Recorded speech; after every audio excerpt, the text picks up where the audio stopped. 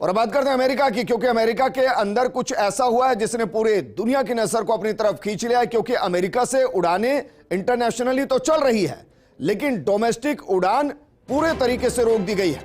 America में system में तकनीकी खराबी आने की वजह से सारी उड़ानों को रद्द किया गया, ऐसा अमेरिका कह रहा है। और एक रिपोर्ट के मुताबिक अमेरिका में notice to air mission system में तकनीकी खराबी का व्यापक असर देखने को मिल रहा है और इसकी वजह से वहां फ्लाइट्स को रोक दिया गया है। और यह आंकड़ा बेहद ज्यादा है, क्योंकि नोटिस टू एयर मिशन यानी कि नोटम, यह शब्द आपने सुना होगा। नोटम यह दरअसल एक कंप्यूटर सिस्टम होता है और यह काम कैसे करता है, उड़ानों के संचालन में यह मदद करता है। और जो एयर कनेक्टिविटी को समझते होंगे वो ये भी जानते होंगे कि हर एयरपोर्ट पर 1.5 से 2 घंटे का नोटम होता है। वो नोटम इसलिए होता है ताकि व्यवस्थाओं को वापस से सही किया जा सके। और नोटम का मतलब होता है कि निश्चित हवाई क्षेत्र में सभी उड़ानों को प्रतिबंधित कर दिया जाए, यानी कि उस एयरपोर्ट की जो परिधि होती है उसमें कोई उड़ान नहीं आ पाती और वो मेंटेनेंस का टाइम होता है। लेकिन यहां ऐसा नहीं है। नोटम एक वजह से और भी लगता है। नोटम इसलिए भी लगता है कि किसी मिसाइल या दूसरे हवाई उपकरणों के परीक्षण के दौरान भी नोटम लगाया जाता है, जिससे सामान्य विमान परिचालन को खतरा पैदा होने का अनुमान होता है। तो कहीं ऐसा तो नहीं कि वहां कोई मिसाइल अटैक की स्थिति बन रही हो और इसलिए नोटम लगाया गया हो। बहरहाल जो भी है, बर्फबारी और तूफान के कारण वॉशिंगटन के सबसे बड़े शहर में उड़ानें रद्द की गई हैं। 39% उड़ानें शहर से बाहर जा रही हैं।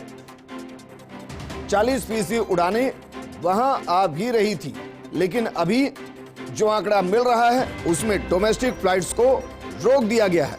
बताया जा रहा है कि तकनीकी खराबी और सभी उड़ानों को एक तकनीकी खराबी के बाद जमीन पर उतार दिया गया। खराब होने वाला सिस्टम उड़ान के दौरान पायलटों को खतरा या हवाई अड्डे की फैसिलिटी सर्विसेज और उससे संबंधित प्रक्रियाओं में किसी बदलाव को लेकर चेतावनी देता है।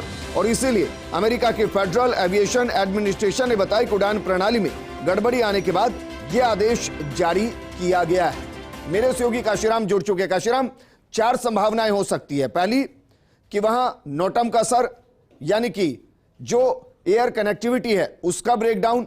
दूसरा, साइबर अटैक। तीसरा, चीन में कोरोना का व्यापक जिस तरीके से बढ़ोतरी हो रही है उसकी वजह से। और चौथा, रूस और यूक्रेन दोनों में जंग चल रही है और वो अंतिम पड़ाव की तरफ है। वहां से कोई अलार्म तो नहीं।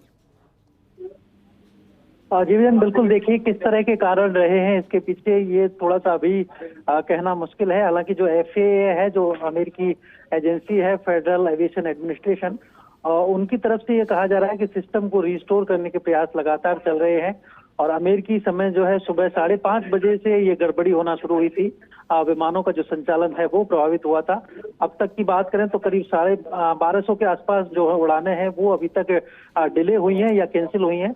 और अब इन उड़ानों की जो संख्या है वो और भी बढ़ सकती है। और हालांकि अब एजेंसी का ये कहना है कि सुबह 9 बजे तक इस सिस्टम को रिस्टोर कर लिया जाएगा और तब तक के लिए जो फ्लाइट है वो रद्द कर दी गई हैं। डोमेस्टिक एयर जो फ्लाइट्स हैं, जो कि डिपार्चर जिनका होना है, उनको कैंसिल किया गया है। जो सभी एयरपोर्ट है उनको। और लेकिन काशीराम, ये महाशक्ति है, खुद को सबसे बड़ी महाशक्ति कहता है अमेरिका। अगर वहां इस तरीके की स्थिति है तो जाहिर सी बात है नॉर्मल स्थिति तो नहीं होगी। कहीं ऐसा तो नहीं कि एक व्यापक स्तर पर साइबर अटैक हुआ है? जी, कहीं ना कहीं बड़े स्तर पर कारण रहे, तभी इसी तरह इतने बड़े स्तर पर जो फ्लाइट संचालन है वो प्रभावित हुआ है। और अमेरिका के जो सभी एयरपोर्ट्स हैं वहां पर फ्लाइट संचालन प्रभावित हुआ है।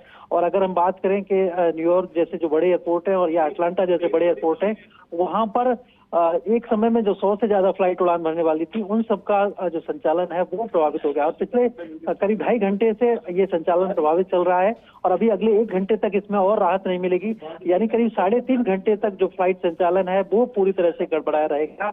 और इस दौरान 1200 से 1500 के बीच में जो फ्लाइट हैं वो डिले होंगी और कैंसिल होंगी। तो निश्चित रूप से यात्रियों के लिए परेशानी बढ़ी है। एयरपोर्ट्स पर यात्रियों की भीड़ बढ़ गई है और वहां पर बदइंतजामी जैसे हालात देखने को मिल रहे हैं, जैसे कि अच्छा काशीराम, क्योंकि इंटरनेशनल फ्लाइट्स वहां से उड़ भी रही हैं और वहां लैंड भी कर रही हैं, तो जरा ये समझाइए, क्योंकि आप एयरपोर्ट को समझते हैं, बेहतर तरीके से रिपोर्टिंग करते हैं।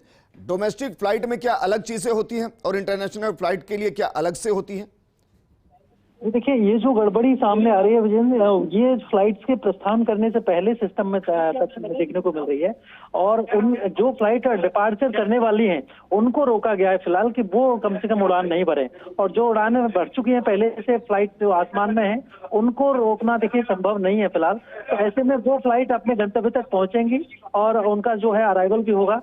निश्चित रूप से अभी जो प्रशासन का प्रयास है अमेरिकी एडमिनिस्ट्रेशन का, वो ये है कि नई उड़ानें डिपार्चर नहीं करें, और जिससे कि कहीं आसमान में किसी तरह की गड़बड़ी ना हो, कोई टकराव जैसी स्थिति ना बने। तो उसको रोकने के लिए एडमिनिस्ट्रेशन का प्रयास ये है कि जो नए डिपार्चर होने हैं पिछले 5:30 बजे के बाद से, वो सभी डिपार्चर रोक दिए गए हैं और अभी अगले 1 घंटे तक और कोई डोमेस्टिक डिपार्चर वहां पर नहीं होंगे। अच्छा, आपको याद आता है, क्योंकि मुझे याद नहीं आता कि कहीं इतने व्यापक स्तर पर कुछ ऐसा हुआ हो कि इस तरीके से पूरे देश के अंदर डोमेस्टिक कनेक्टिविटी को रोक दिया गया हो। जी बिल्कुल, हाल के समय में ये देखने को नहीं मिलता। हालांकि कोरोना के दौरान ऐसे हालात बने थे जब पूरी तरह से आप हमारे साथ बने रहे। हमारे साथ पूर्व चीफ पायलट केसरी सिंह जी जुड़ गए।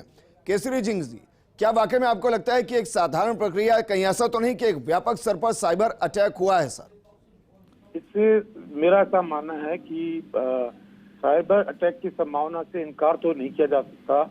जैसे कि पहले भी अमेरिका में 9/11 अटैक हुआ था, तो और इस पे मुझे ऐसा लगता है कि एक मूवी भी बनी थी जहां पर कि इस तरह के अटैक्स के बारे में एक हॉलीवुड ने मूवी भी बनाई थी, और इसकी संभावना से इनकार नहीं किया जा सकता। जी सर, लेकिन किसी देश में ऐसा होता है कि सामान्य परिस्थिति में पूरे ही देश के डोमेस्टिक फ्लाइट्स को रोक दिया जाए, जो ऊपर आसमान में उड़ रही हो उनको भी लैंड करा दिया जाए?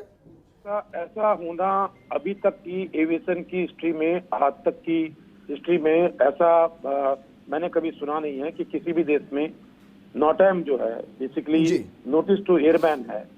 हमारे हिंदुस्तान में इसको जो है एयरपोर्ट अथॉरिटी ऑफ इंडिया जो है वो इसको इशू करता है, जो कि एक उड़ान से संबंधित एक बहुत महत्वपूर्ण सूचना होती है, जिससे कि हर फ्लाइट से, हर उड़ान से पहले पायलट को दिया जाता है अन्य सूचनाओं के फ्लाइट प्लान, मौसम विभाग की मौसम की जानकारी के साथ में नॉटैम भी होता है, जो कि एक बहुत ही महत्वपूर्ण सेफ्टी का एक डॉक्यूमेंट होता है जी।